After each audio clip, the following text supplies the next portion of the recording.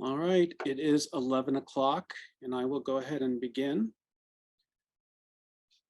So thank you all for coming today. We're very excited to see so many attendees. We had 200 registrants for our mostly monthly resilience speaker series. My name is Wallace Dixon and I'm founding director of the ETSU Ballot Health Strong Brain Institute. The Strong Brain Institute was made possible by a generous gift from Ballot Health. Ballot Health is an integrated community health improvement organization serving 29 counties of the Appalachian Highlands in Northeast Tennessee, Southwest Virginia, Northwest North Carolina, and Southeast Kentucky, dedicated to improving the health of the people they serve. As many of you are well aware, the majority of Americans have experienced at least one major adverse experience at some point in their childhood. 1 in 4 of ETSU students have lived through or may still be living through 3 or more major adverse experiences. The goal of the Strong Brain Institute is to use the science of childhood adversity, coupled with mitigation science and resilience science, to prevent and mitigate the negative impacts of ACEs on children's and adults' lives, and to promote awareness and the use of resilience-informed procedures and policies, both at ETSU and throughout the Appalachian Highlands region. We are a resource for people to turn to when they have questions about how best to employ resilience-informed strategies and practices in their workspaces. We're very excited today to have Dr. Diana Morelen as our guest speaker.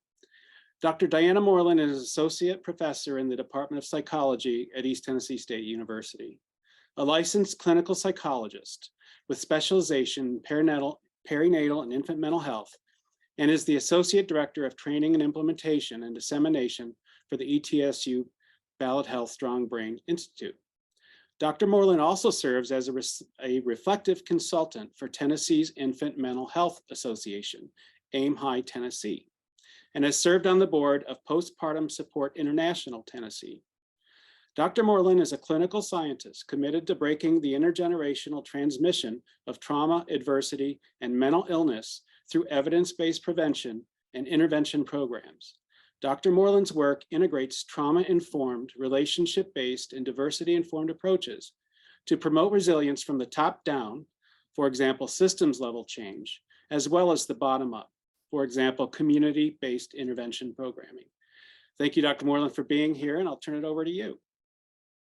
Thank you, Dr. Dixon. I'm delighted to be here. I'm really enjoying watching the chat box. I have some friends and colleagues in the audience and some new names coming from all over our state, but all over our nation. Somebody's here from Alaska. Welcome, everyone. I'm really honored to get to speak with you today about resilience, but really thinking about resilience in the context of burnout. I'm going to share my slides. All right, so today we are talking about resilience in the face of burnout. I really love the resilience lens and thinking about well-being and how do we promote well-being and why it's so important to promote well-being. So we're going to start a little bit on the dark side of burnout, and then we're going to move to the lighter side of resilience-based work. So first, I want to start with the definition. This comes to us from the World Health Organization. Burnout is a syndrome conceptualized as resulting from chronic workplace stress that has not been successfully managed. It's characterized by 3 core dimensions: feelings of energy depletion or exhaustion, increased mental distance from your job, or feeling negatively or cynical toward your job, and feeling reduced professional efficacy, not feeling like we're good at what we do. Historically, there have been a few big names that have done kind of burnout theory and research, and this comes from one of the kind of parents of burnout work. I believe it's pronounced Freudenberger, and I'm open to feedback if it's not. And Freudenberger was one of the first folks to really talk about burnout. This term really came out in the 60s and 70s in response to anti-drug work and work related to burning out based on drug or substance use, and kind of what would happen there. And then translating that into the context of kind of the exhaustion and depletion of chronic workplace stressors. So this burnout syndrome model is a theoretical model. Pieces of this have been empirically supported, but that I know of, this the specific wheel has not been empirically tested, but I think it's a helpful conceptualization of how things can lead to burnout. And so if you start kind of at 12 o'clock up at the top, seeing kind of just starting with a strong work ethic and wanting to do well, many of us in the workforce try to do things we enjoy and want to be good at what we do. But when it starts to slip into a slightly unhealthy place, it can become more of a compulsion to prove ourselves in the work. Imposter syndrome, anyone? I know I still have it. We start working harder. We start neglecting our own needs. Conflicts start to become displaced, meaning maybe we're feeling stressed at work or feeling ineffective at work, but we take it out at home, things like that. We start to revise our values. So cognitive dissonance is a theory that says, essentially, we match our beliefs to fit our behavior. And so if our behaviors that we're working all the time, then we start to kind of change our values. Maybe I don't actually value these things outside of work as much as I thought I did. We start to deny emerging problems, withdraw from relationships and activities we used to enjoy, see those behavior changes, start to depersonalize or feeling kind of disconnected from who we are and how we are, leading to emptiness, depression, and eventually what Freudenberger called burnout syndrome. Now, one thing to note about this model is it's pretty individualistic, and the research around burnout really and clearly and consistently suggests that burnout is not an individual problem, it's a systemic problem. So I like to think about the individual, but recognize the individual is embedded within a system, embedded within a culture. And if you're working in the US, you are swimming in the waters of a pretty capitalistic culture that really values productivity, and kind of what we do, what do we produce, and with that comes lots of influences in how an individual might come to a place of feeling burnt out. That definition mentioned 3 core aspects. So Christina Maslach is kind of one of the other kind of parents of burnout research and practice, and has really kind of come to think of these 3 core domains of burnout: that exhaustion, emotionally drained by the work, feeling like you're at the end of your rope, feeling ineffective, unaccomplished, and becoming cynical, detached, is hard to care. We feel disconnected or apathetic. I mentioned this before, but in case you need somebody bigger and more powerful to me to say it, the World Health Organization recognizes that burnout is not an individual disease or condition. It is a systemic issue.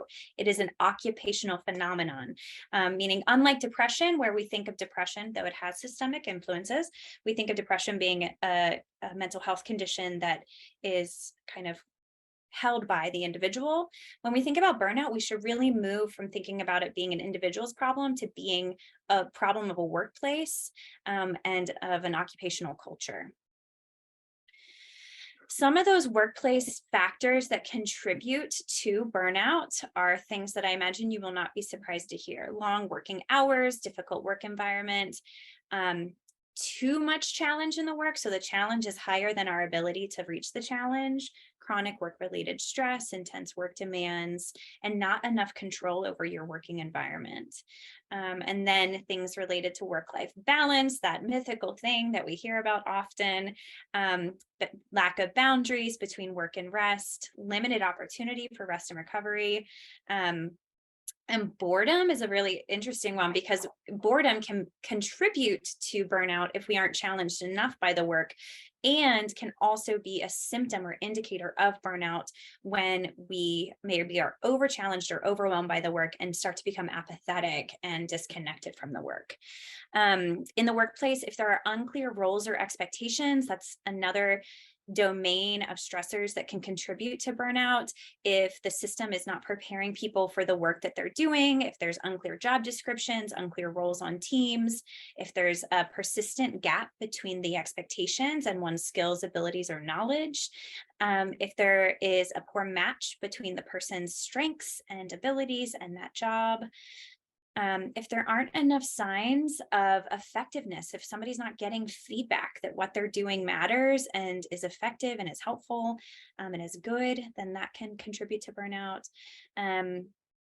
Again, that lack of feeling responsibility, lack of control, if there's inconsistent or inadequate supervision, lack of fairness on or lack of feedback. So it's not just unfair treatment in the workplace, but kind of negligent or absent supervisors or managers or leaders who aren't present and offering feedback consistently can contribute to burnout. Unresolved conflict, and having a limited sense of autonomy. And then when folks don't feel valued, their well-being goes down and their burnout goes up. So not feeling acknowledged or appreciated, feeling devalued or not rewarded appropriately at work, and not feeling engaged. Now, you can see the citation down in the bottom. This is a chapter that is a nice summary of kind of things, workplace factors that contribute to burnout creation. But I'm a clinical psychologist and an infant early childhood mental health person, so I really appreciate a prevention lens. So on the left-hand side of this table, you'll see the factors that contribute to burnout. And really where I'd like you to focus is on the right-hand side, which is how can we prevent burnout in the workplace? We can do that with these kind of 7 core areas. And I'm going to zoom into some of these and really hold a trauma and resilience informed lens and how we can think about these burnout prevention strategies. So promoting a sustainable workload, giving folks a sense of choice and control, recognizing folks for their work, rewarding them for their work, building a sense of community and belonging, showing fairness, respect, and justice within the system, ensuring that the work feels meaningful and that the person and the work feel valued, and a good high job person fit, kind of ensuring that it's a good match. Before I get a little too, before I zoom into some of the resilience promoting strategies, I wanted to pause or kind of do a mini tangent into a related yet different construct related to professional well-being, and that's this idea of compassion fatigue. So compassion fatigue is related to burnout, yet it's different than burnout. You can be burnt out and not have compassion fatigue. You can have compassion fatigue and not be burnt out. Oftentimes you will see an overlap in that Venn diagram though. So compassion fatigue is a state of exhaustion and dysfunction in your body, in your mind, in your relationships, that's a result of prolonged exposure to compassion-related stress and all it evokes. Compassion fatigue is sometimes called the cost of caring, and reduces our capacity or interest in bearing the suffering of others. And so compassion fatigue is professions who are at greater risk for compassion fatigue are helping and caregiving professions in which the folks doing the work are hearing stories of suffering, are hearing stories of trauma, are working with highly stressed and under-resourced populations. And so compassion fatigue is essentially when we run out of fuel to be compassionate because we're giving so much in the work that our body and mind kind of says, there's nothing left in this cup to give. And then we start to see some apathy, some disconnection, and kind of irritability and lack of compassion enter into the work. So again, related yet different than burnout. Some of the indications of compassion fatigue look really similar to those of burnout. Emotionally, we see anger, irritability, a sense of hopelessness. Physically, we can see a lot of somatic concerns, headaches, belly aches, hypertension, high blood pressure. Cognitively, difficulty concentrating, a lot of negative self-talk, including self-blame, low self-esteem. Behaviorally, we tend to start to see things like substance misuse, chronic lateness or absenteeism, and just a lack of joy in the work.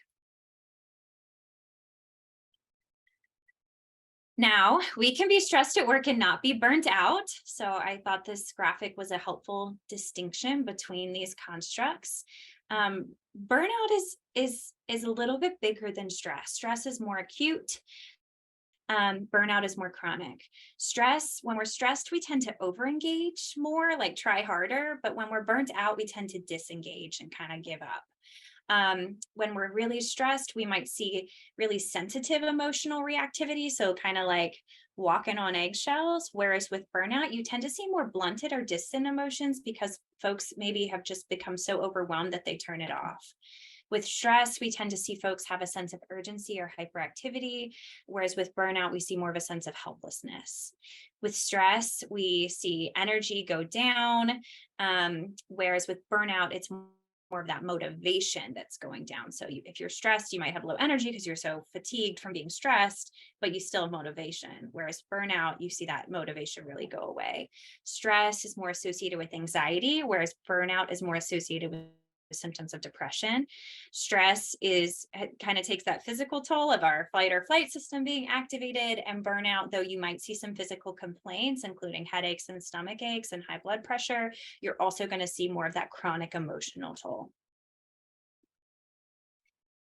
I'm a mental health provider, y'all, so I can't talk about burnout without saying, let's also pause and acknowledge that all of us are at risk for experiencing mental health challenges. Now more than ever in the pandemic, we're seeing rates of depression and anxiety higher than ever in our population. But one in 4 to 1 in 5 adults will experience anxiety and depression across their lifetime. So just recognizing that it's pretty common to have anxiety or depression symptoms at some point in your life, and they're related to yet separate from burnout. So I wanted to just kind of pause and make sure we all have a bird's eye view of what this looks like. So on the left, you'll see signs and symptoms of depression. This is where we tend to see persistent sadness, or anhedonia. Anhedonia is the lack of joy in activities that you used to find pleasurable. Of note, we can also see irritability, especially in children, in men or folks who identify as more masculine, and in birthing people during the perinatal period, pregnancy or postpartum. You might see more irritability than actual sadness. So just recognizing one can be depressed and not have sadness if there's that kind of chronic irritability, or anhedonia, that lack of joy or pleasure in things used to enjoy. Sleep difficulties, though I will say that's a symptom that goes with many conditions. Appetite changes, either eating more or less than usual, fatigue or decreased energy, trouble thinking clearly, irritability, frustration, pessimism, physical aches and pains, recurrent thoughts of death or suicide. If you are not aware, there's a new national suicide hotline number. Instead of calling 911, if you or someone you know is struggling with suicidal thoughts, there is now a 988 number that connects you with a mental health support person who can help navigate suicidal thoughts. On the flip side of the depression coin, and I say flip side because these two things go hand in hand more so than not, is generalized anxiety. This is the pervasive anxiety and worry. Also comes with physical symptoms such as fatigue, restlessness, muscle soreness, also can have irritability, trouble concentrating, and difficulty sleeping. You're probably hearing a lot of symptom overlap, and that's okay. This is not meant to be a how do we differentially diagnose burnout versus depression versus anxiety versus stress. And I just want to acknowledge that all of these things are really common in the workforce right now, and it's really helpful, I think, to have keep an eye on these things in ourselves and in our coworkers and colleagues and loved ones, etc. All right, just in case you needed a visual, depression can put one at greater risk for having burnout. Burnout can put one at greater risk for depression. However, does not mean they always overlap, yet they can. If you're struggling with any of these things, I encourage you to reach out to your employee assistant provider if you have one. If not, I encourage you to reach out to local mental health support, and you can check with your insurance about what is covered. Resilience. Okay, from kind of the darkness to the light, from the problem to the solution. This definition comes from the American Psychological Association. Resilience is the process of adapting well in the face of adversity, trauma, or significant sources of stress. Now, I wish I had time, but don't, to go into adverse childhood experiences and trauma and the prevalence rate and why a trauma-informed lens is so crucial for all of us, regardless of what type of work we do. But I'm in good company. A lot of you are already doing that work, and if you'd like to learn more, check out the Strong Brain Institute. They have some recorded webinars and kind of training resources to learn more about that. But just recognize that adverse childhood experiences and trauma are the norm rather than the exception to the rule, meaning more folks will get to adulthood having experienced some kind of adversity or trauma than not. And so really most humans, if not all, engage in some form of resilience at some point in their lifetime, adapting in the face of adversity, trauma, or significant stress. As an infant and early childhood mental health person, love my quotes. This one comes from Drury Paul, who's considered one of the parents of infant and early childhood mental health work. How you are is just as important as what you do. So in thinking about resilience-based work, I wanted to be intentional to offer you resources and some of the what can you do, but also recognize that just as important as what you do in terms of the actions you take or the resources you share is how you are, is your way of being, is your way of approaching the work, is the lens through which you approach the work, and the values that you hold in trying to be a person who's promoting resilience in yourself and in your workplace and in your community and beyond. I'm really excited to share this wheel of practice with you. This comes from a dear colleague and friend, Phyllis Thompson, and her collaborator, Heidi Marsh. And it's called the Equity-Centered Trauma-Informed Wheel of Practice. Now, don't get overwhelmed. There are a lot of words, and I will ask Ben to share my slides with you all when we are done.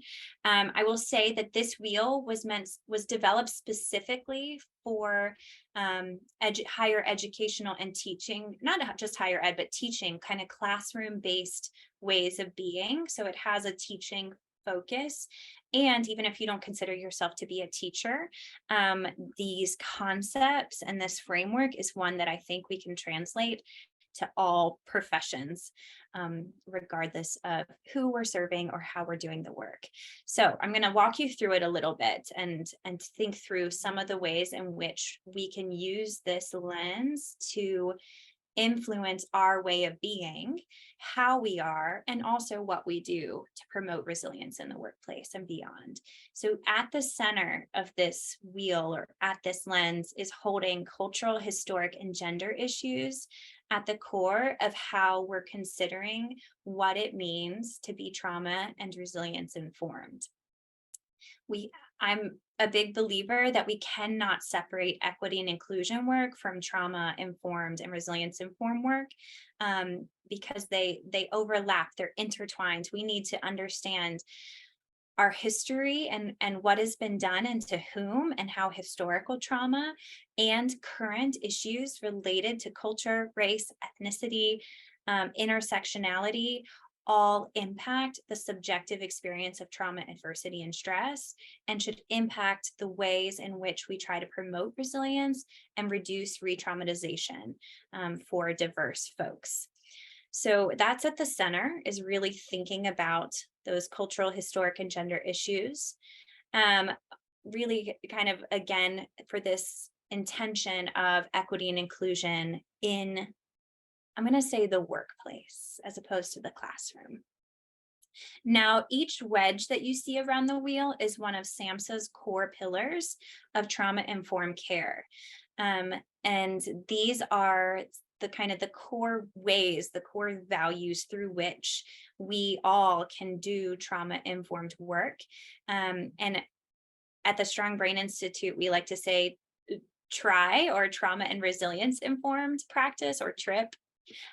Because kind of there is no resilience without trauma and adversity. Resilience is that overcoming in the face of trauma and adversity, and resilience kind of focuses on the what we do well, what's right with you, how can we support you, as opposed to just kind of staying in that problem area of trauma. So that's why if you hear me say trauma and resilience informed, that's the language I like to use, and we like to use at the Strong Brain Institute. So starting in the top right, you'll see trustworthiness and transparency. Actually, I'm going to start in the top left with safety. My mind always starts with safety, both physical safety and psychological safety, in thinking about what are we doing in our environments to promote safety for ourselves and for others, and recognizing that psychological safety, what one needs to feel safe to show up who they are, how they are, without fear of being shamed, blamed, or humiliated is a subjective experience, and we cannot think about psychological safety without thinking about culture, historic, and gender issues. As we move around trustworthiness and transparency, this recognizes the importance of how we build trust with others by being honest and transparent about the decisions we make, why we make those decisions, how we make those decisions, etc. Kind of being transparent, and transparency builds trustworthiness. Peer support looks like many things in many places, but it's essentially this idea that we're all wired to be in relationships and we're not meant to do any of this work alone, and that we never outgrow the need for someone bigger, kinder, wiser, stronger to help us co-regulate when we are struggling to regulate, especially in the context of stress and adversity. And so really thinking about how are we enabling, promoting, supporting, and utilizing support, relational support, in our systems and in our workplaces. Collaboration and mutuality, that's always a hard one for me. It is a way of including folks, being collaborative, really thinking about how are we having conversations, how are we seeking feedback, how are we sharing decision making when we're building our policies and procedures, and including folks in that conversation. And then related and intertwined is empowerment, voice, and choice.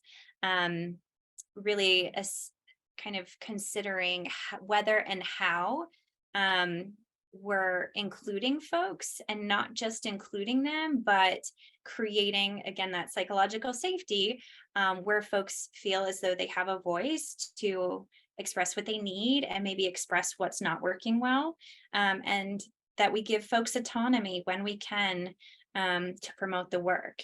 And so really this trauma and resilience informed lens, these core pillars are embedded in all of the evidence-based strategies that decades of research have shown are key to reducing burnout or creating workplace environments, and community environments that are promoting well-being and not cultivating a culture of burnout.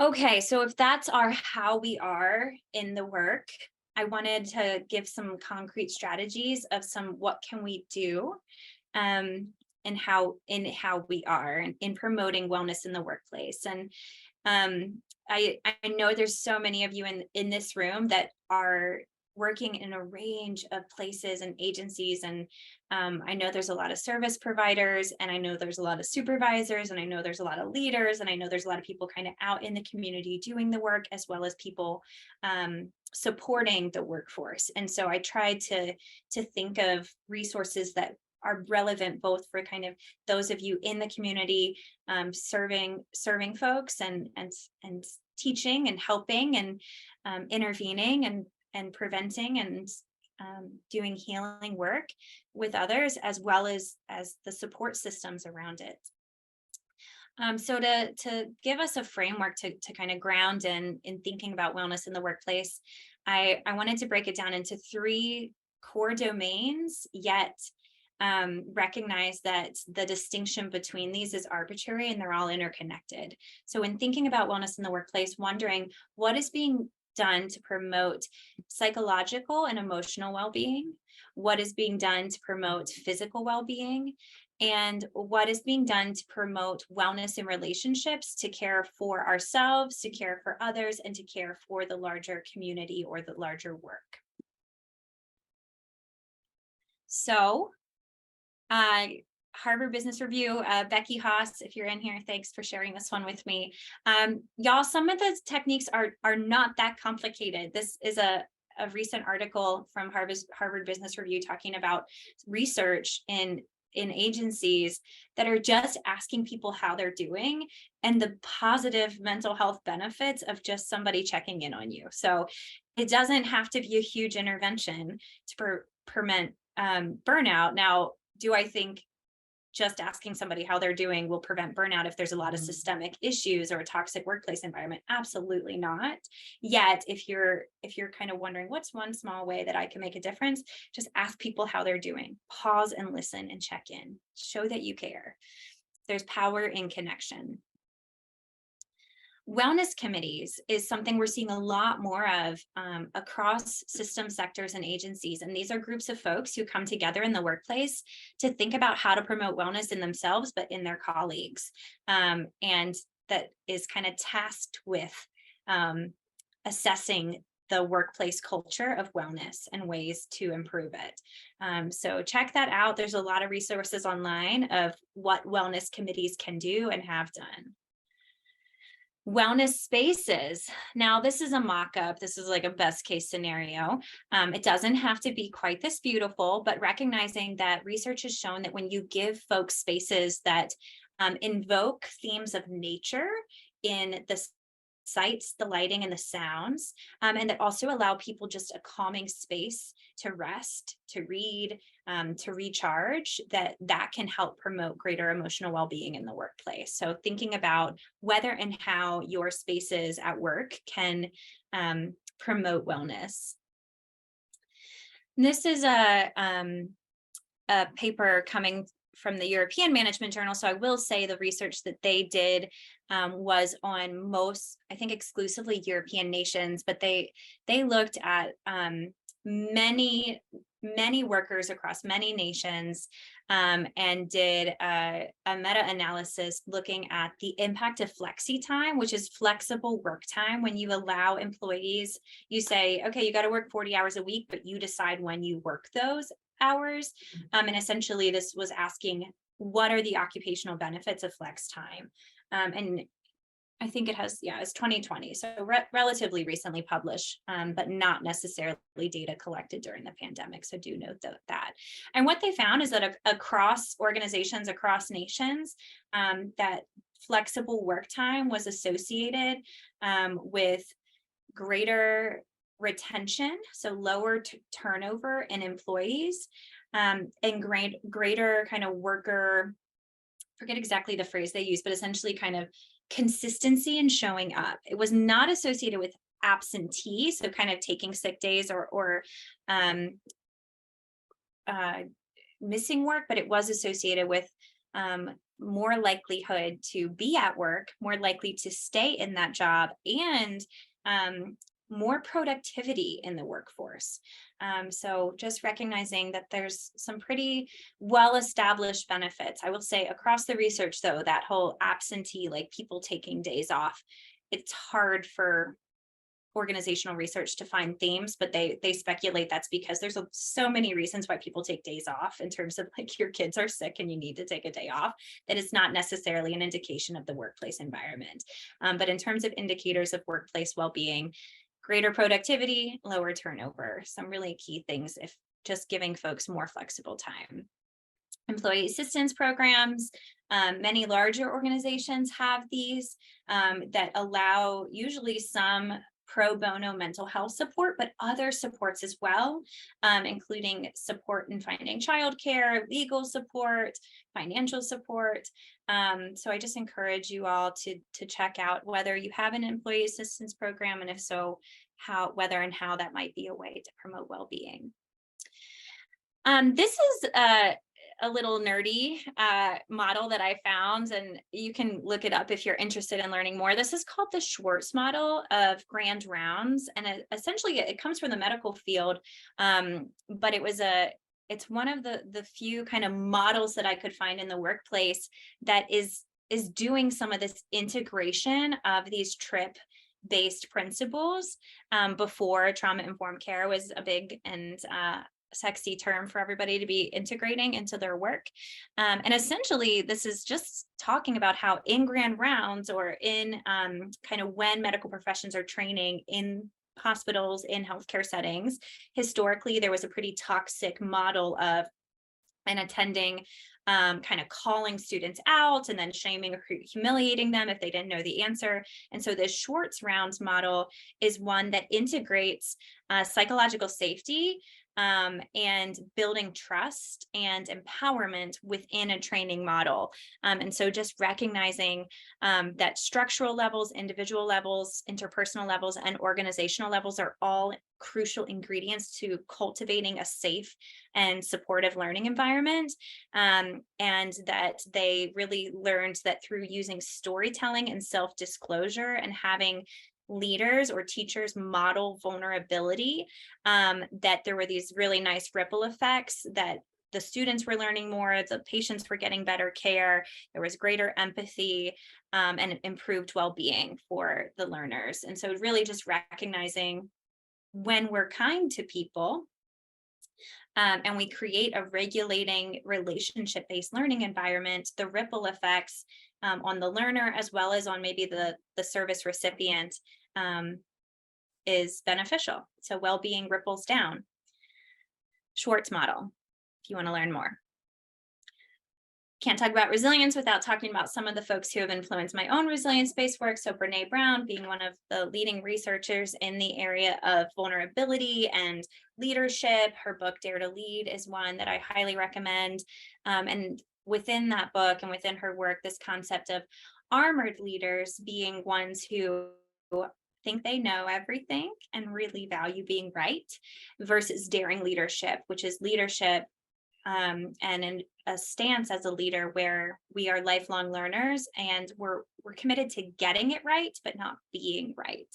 And the ripple effect in the workplace that it has to have a daring leader in a position of power rather than an armored leader. Another book I highly recommend, and she's got a great TED Talk, is Amy Edmondson on psychological safety and just the benefits of creating psychologically safe work environments. Again, not just to the employees and the lower turnover rates, but also in healthcare and helping professions, the ripple effects of the benefits of lower error rates, greater patient care, and things like that. In terms of some kind of physical, again, the mind and the body are interconnected, y'all. They do not exist in isolation, yet there are some kind of more physically oriented strategies that have been shown to promote wellness. This is an example of a standing desk. Really, more so than a standing desk, is just the idea that what people need at work to feel physically well depends on the person. So kind of being curious about ways to promote physical wellness at work. So standing desks, there's a hammock under there that looks really nice, right? To lay down and rest. And recognizing that to have a resilience informed workplace is to have a workplace that's really committed to accessibility and recognizes the intersectionality of diverse identities and ways in which folks might experience impairment or experience opportunities to thrive depending on differential abilities. This is one resource. It's too small for you to read, I reckon, but I got it from the accessibility blog from the UK government.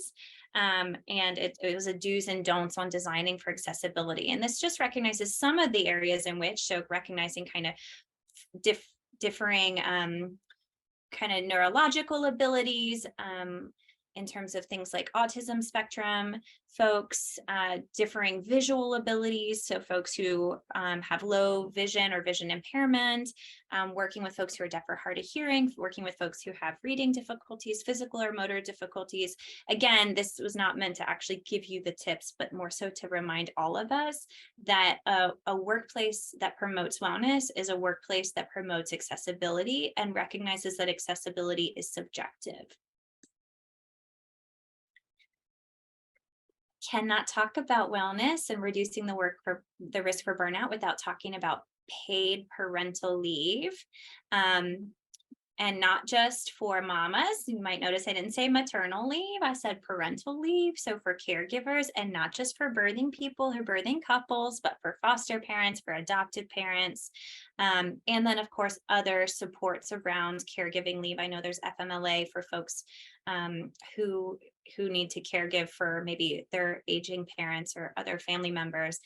However, recognizing that The United States is one of the worst in the world of kind of more developed or industrialized nations when it comes to parental leave benefits, and that the ripple effects of increasing paid parental leave not only benefit the workforce, but they benefit early childhood development, and that's prevention in and of itself, promoting resilience in the next generation. So I'll get off my soapbox, but it's a big one. And if you want to learn more, I encourage you to check out Prenatal to 3 Policy Center, or 0 to 3's State of Babies. They both have state-based kind of yearbooks and roadmaps that show ways in which Tennessee or whatever state you may be in are doing well when it comes to taking care of young children and families and caregivers, and ways in which there are ways to improve when it comes to policies. And then in terms of relationship-based wellness in the workplace, this is our lens. Again, the tiny words don't matter as much as kind of the stance of how are we holding these core pillars in the work that we're doing. How are we holding an equity-centered and trauma-informed and resilience-informed lens as we lean into the relationships at work and beyond?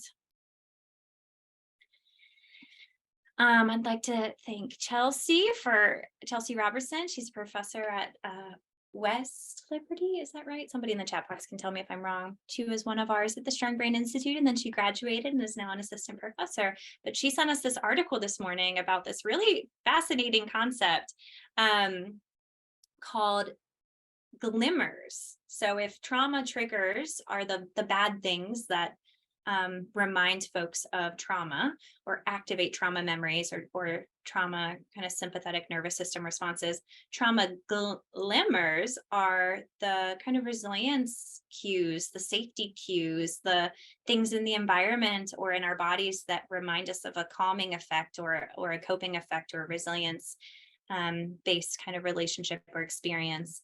And so Deb Dana is an LCSW and scholar in this area. I'm yet to really get to dive deep into her work because I just learned about it around 8 o'clock this morning, but I'm excited to learn more. And glimmers, yeah, so glimmers is the term, and the polyvagal theory and therapy engaging in the rhythm of regulation is the book. And I think if you Google Deb Dana or glimmers or polyvagal theory and therapy engaging in the rhythm of regulation, you'll probably find what you need to learn more. But Dana has this quote that I thought was just perfect for where I'm about to go, which is well-being is not simply the absence of problems, but also the presence of strength. So we just talked a lot about how to kind of reduce the bad stuff in the workplace and promote the good stuff. And now I want us to shift to think a little bit about how can we do this in ourselves? So like I said, the best prevention of burnout is going to be systemic change in the workforce, and that leaders are aware of risk factors for burnout and ways to promote resilience and wellness. So that's like step one. Prevention should be at the systemic level. And a lot of us are individuals in the workforce wanting to do this work and wanting some individual strategies for resilience. So the rest of the talk will talk more about individual strategies, recognizing burnout is not an individual problem, it's a systemic problem. Okay, so this is a strategy that comes from the National Child Traumatic Stress Network, I believe is where it began. Pause, reset, nourish, PRN. If you're in the medical field, you know PRN means like do it as needed. And this is kind of an acute intervention. So meaning in a stressor, this is a strategy one can use to pause, take a breath, take a moment to notice, how is my body feeling? How is my mind feeling? Notice your thoughts and emotions and physical reactions without judgment. R is for reset. Ask, what do I need in this moment? Can I take a moment to ground? Can I take a moment to think of a gratitude? Can I take a moment to connect with a support person briefly?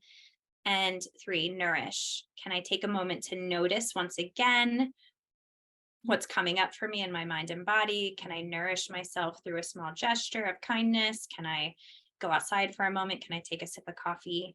And this again is not meant to be like, how do we overcome systemic issues related to burnout? This is in a moment when I'm stressed, how can I pause, reset, and nourish, and be intentional about noticing how I am and what I need to get through that moment.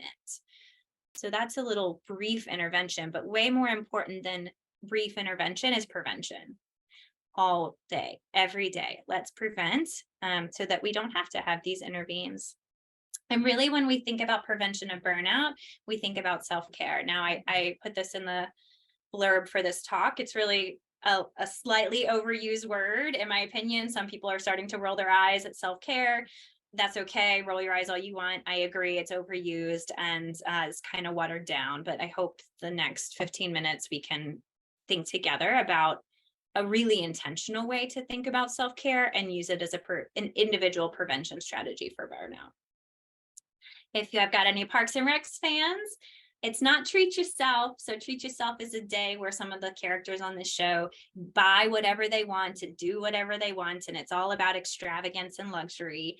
And pop culture might say that's self-care. And I'm here to not really apologize, but tell you no, it's not.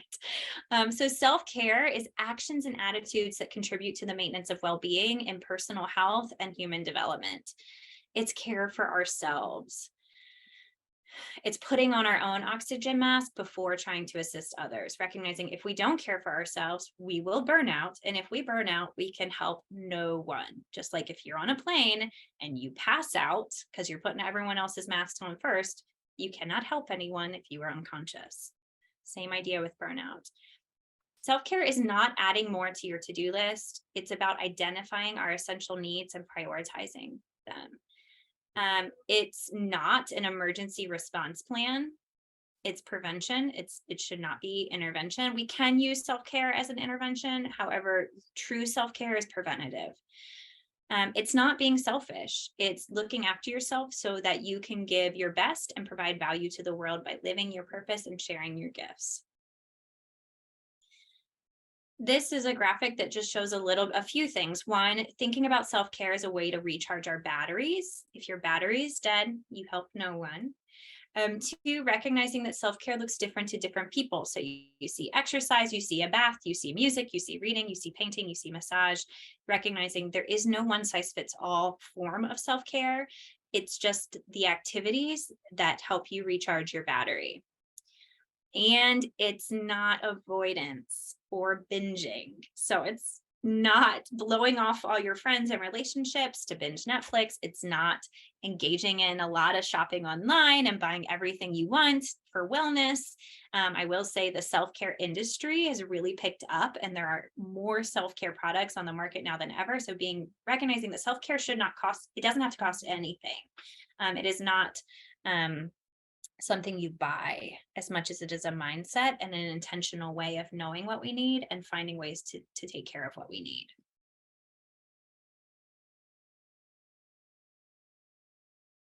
This quote comes from Audre Lorde, who is a feminist and civil rights leader and really thinks about or thought about self-care as self-preservation, especially in the work that she was doing in social justice and recognizing that social justice work is impossible without self-care. And it's not self-indulgent, it's really self-preservation to continue to do the hard work. This is one framework. You'll get these slides. You can also Google self-care wheel, and I imagine you'll find it. This just shows some different domains of self-care. Again, don't worry about reading all the tiny words as much as I want you just to recognize that self-care is not just bubble baths. We can have professional self-care, ways in which we take care of ourselves at work, maybe by taking breaks. We can have spiritual self-care, emotional self-care, physical self-care. Going to your yearly PCP appointment is a form of physical self-care because it is prevention. Taking a walk, those sorts of things. There's an assessment tool, again, if you socialwork.buffalo.edu self-care assessment, but if you just Google social work Buffalo self-care assessment, I reckon you'll find it. I really like this. I use it a lot in teaching because it helps folks recognize where they are doing well and where they have room to go. And it maps onto that wheel of different domains of physical, psychological, occupational, etc. Now, I only have you for a few more minutes, so I thought I'd break those 6 down into, if we only get 3, what are we thinking? Mind, body, relationships. How are we caring for our emotional well-being, physical well-being, and how are we finding connection to ourselves, recognizing relationship with self is a relationship and is really the core of our relationships with others. How are we connecting to others, and how are we connecting to something bigger than us? Maybe that's the meaning we make in our work. Maybe that's something with spirituality, but recognizing the need for all of us to be in connection. Workplace wise, advocacy, assertiveness, and boundaries are a form of self-care. So, asking for what we want, keeping track of what we're doing well, being honest and sharing our opinions. Now, this prereqs having a psychologically safe work environment. So, again, system needs to be healthy to allow us to be healthy. So if we're in a psychologically safe work environment where we can do this, these are ways as individuals we can promote self-care and wellness and reduce burnout and promote resilience. Seeking feedback, learning how we can grow and what we're doing well and what we could do better, negotiating when we need to, and finding a mentor. Again, we're not meant to do this alone. We're all hardwired to be in relationships. Even if we're highly introverted, we're still hardwired to be in at least one relationship. And so recognizing the power of relationships can be a way to prevent burnout at work as well. Some boundaries. Boundary work is self-care work, is resilience work. So kind of recognizing what are our boundaries, communicating them, creating clear structures, keeping relationships professional, delegating work, saying no. If I could see you all, I'd be like, raise your hand if you have trouble saying no to things. This is something I'm a recovering, I say yes to everything person. Take time off and use technology to help you set and maintain boundaries. I like this graphic because it highlights that if behaviors are the actions of self-care are the tip of the iceberg of ways we promote resilience in ourselves, the bulk of what's beneath the surface and informing that is our mindset, is the way we think about ourselves, is our relationship to ourselves, is our mental well-being, is our sense of self-worth, and our practice of self-compassion. This is not me telling you just to stop worrying and to think happy thoughts. That is not an effective strategy, but really encouraging you to be more present in your mind and to recognize that our mind is a powerful machine or mechanism that can be used for good. The better we understand it and are aware of what we're thinking, feeling, and need, and kind of recognizing that being present in the moment, also called mindfulness, is a cognitive ability we have as humans that really is essential to self-care, because it's essential to understanding how we're feeling and what we need to feel better and noticing. And so I'm a big advocate and believer that there's no sustainable and effective self-care without some practice or at least some awareness of what's happening in our mind and bodies. And so mindfulness being a pathway toward that. Now I'm watching the clock and I don't have time to show you this video. It's super cute, y'all. If one of my colleagues can find the link, why mindfulness is a superpower, and animation, and stick it in the chat box. I'd love for you to watch it on your own time. So this quote of, you don't have to control your thoughts, you just have to stop letting them control you. So mindfulness being a practice of how can we become more aware of our thoughts and feelings rather than being controlled by our thoughts and feelings. Mindfulness is a practice. It is not a skill that we just are born with. It is a practice that we develop by paying attention non-judgmentally on purpose in the present moment. There are many tools to help us do that. I put some of my favorite books. Thich Nhat Hanh is one of my favorite authors on this, or Dan Siegel if you prefer a more kind of Western neuroscience-y approach to mindfulness. He writes about that kind of brain-body connection and the science around it. Thank you, Jenny, for the link. Many apps, including Stop, Breathe, and Think. And y'all, I know there's a lot of mindfulness practitioners in here, so use the chat box to share resources for those of you who have your own mindfulness practice, things that have helped you. Now, James Clear and his book, Atomic Habits, is one that I highly recommend if you're wanting to create a culture of wellness within yourself or your workplace, because it's all about how habits, the things we do every day, are the compound interest of self-improvement. The same way that money multiplies through compound interest, the effects of your habits multiply as you repeat them. So changing your habits to change your life. Tiny changes, remarkable results. Other things that have helped me in this work of kind of sustainable self-care and wellness practices for resilience are podcasts. So put some podcasts in there. And I see, please allow us to save the chat too. We'll make sure you get these resources from the chat as well. But some of the podcasts that help me are Routines and Ruts, and The Atlantic just released this new one that I really love. It's brief, it's science-based, it's how to start over, and it's essentially kind of how to be a good human with a resilience-based lens. Cannot sustain self-care without a healthy dose of self-compassion.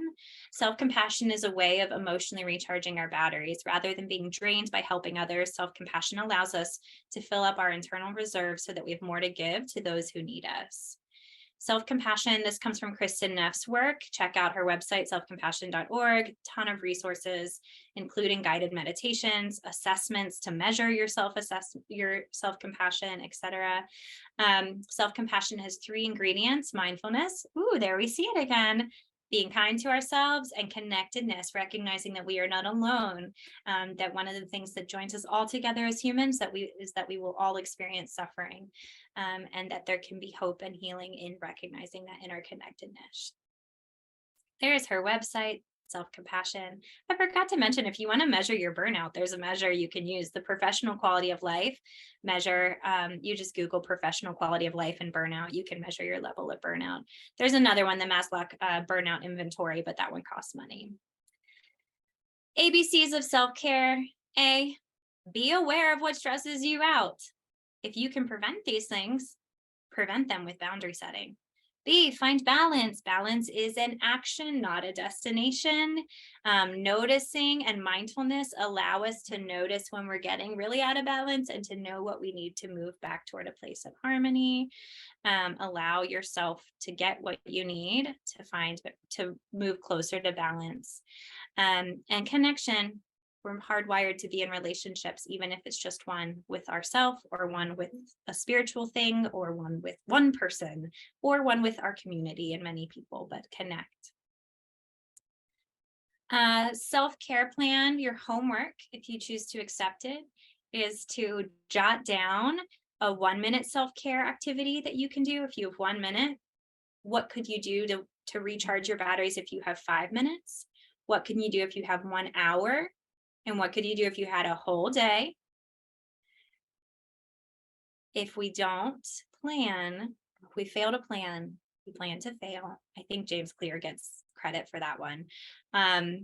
Another way to think about your self-care plan is to break it down. What are strategies you can do to promote wellness in your mind, body, and relationships at work, at home, or anywhere? So again, there's no right or wrong way to create a well-being or resilience plan for yourself. The key ingredients are knowing yourself, aka mindfulness, believing you're worthy of it, aka self-compassion, and intentionality, planning ahead of time. What are the tools that I have in my tool belt to take care of myself, to recharge in these arenas? And remembering that relationships are essential for resilience. And that includes our relationship to ourselves. No matter what you do in your work, I imagine that you are holding or caring for others in one way or another. Maybe this is your family, maybe this is your coworker, maybe this is the person, the family that you're serving in the community, maybe these are your employees, but you all in one way or another are holding people and caring for them and trying to do this beautiful work of trauma and resilience informed care in holding them. And so we never outgrow the need for somebody else to be holding us, to be caring for us. And the systems we work in ideally would be the ultimate hands holding this trauma and resilience informed lens, in holding the providers, in holding the families and systems and folks in our community who we are caring for. And so just recognizing that parallel process that we want to do unto others as we would have them do unto others. And so for our systems leaders, please recognize the cruciality, is that a word? How crucial it is to hold trauma and resilience informed and equity and inclusion informed lenses in creating healthy workplaces to reduce burnout. And as individuals, please think about how you're holding those lenses in the work that you're doing with and for others, but also how you're recharging your own battery so that you have the bandwidth to keep doing this hard work. Thank you for your time. Thank you for the ways in which you all are promoting resilience in the community and beyond. I can stay for questions. I know we're right at time, so no worries if you have to leave, but please do take care of yourselves. Thank you, Diana. That was wonderful. And you got a lot of affirmations in the chat. Everybody's loving what you're saying. And we're at time. So I guess you can keep going if you want to, Diana, for the balance of the time that you have available, and others can type in. I guess they would have to type in the Q&A, right? Yeah, I'm watching it. So far, I don't see any major questions besides folks just really wanting these resources. So assuring folks we will share the slide deck and the links that were provided. And in that, when we share, we'll shoot my email so that if you want to touch base beyond today, we can touch base. All right, I'm not seeing any questions, so I guess we're okay to go. But thank you so much. Thank you, everybody, for being in attendance today. Stay tuned for our next Resilient Speaker Series. I believe Ben put the link in the chat, and or you'll receive notice through our various email channels. So thank you, everyone. Have a great weekend. Thank you.